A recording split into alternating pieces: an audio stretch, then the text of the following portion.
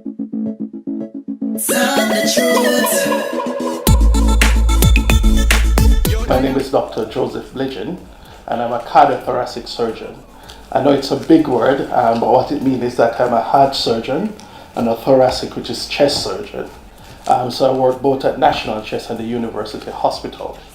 Well, the main one we talk about annually across the world is that of lung cancer, where basically the cigarette smoke, the content of the cigarette smoke, actually irritates the lung itself.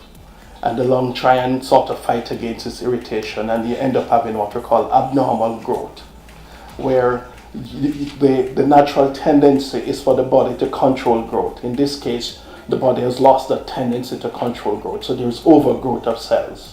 And as a result of that, you end up having lung cancer. So the difference in terms of what ganja does to the lung as cigarette smoke is that cigarette smoke, you end up with lung cancer as the main one.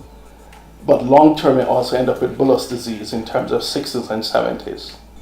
With marijuana, what you end up with, or with ganja, what you end up with is that you end up with this bullous disease where the lung itself is replaced by these little balloons. And they present much earlier in life. So I'm in 42 years now.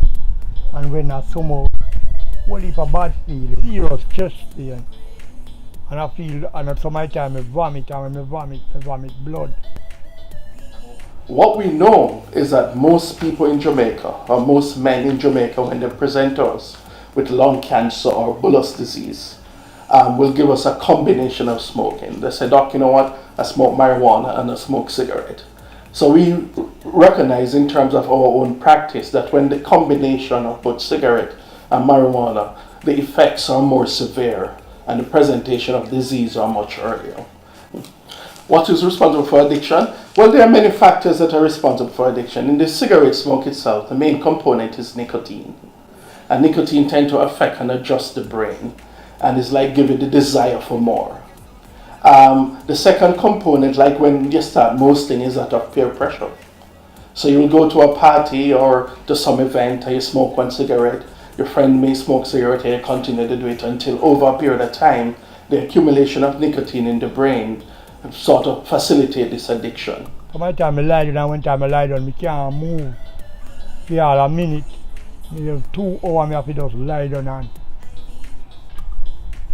turn on the fan for me. I just feel like I just dead some of the time.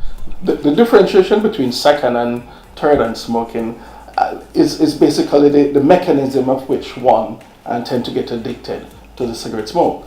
With respect to second hand smoke is when you and somebody maybe share the same space, the same environment, and that person exhales the smoke from the cigarette, and you are close by and you subsequently inhale. With respect to third hand smoke is when, for argument's sake, you have people live in the same home and they smoke cigarette in the home, the trash part of the cigarette, they just flick it on the ground or they throw the butt somewhere, whether on the vanity or the dresser in your home, etc. And now you are enclosing that environment, and by either touch, right, or by inhalation, like you go to sweep out the room and the dust that is there and you inhale it. So that in itself is third hand smoke. The smoking end up in give me 1 ounce that I have to come to the doctor. I give me shorter breath. I have to come to the doctor and admit up here. Okay. Just for clarification, maybe on the street they call it grabber, but in medical term actually mean tobacco.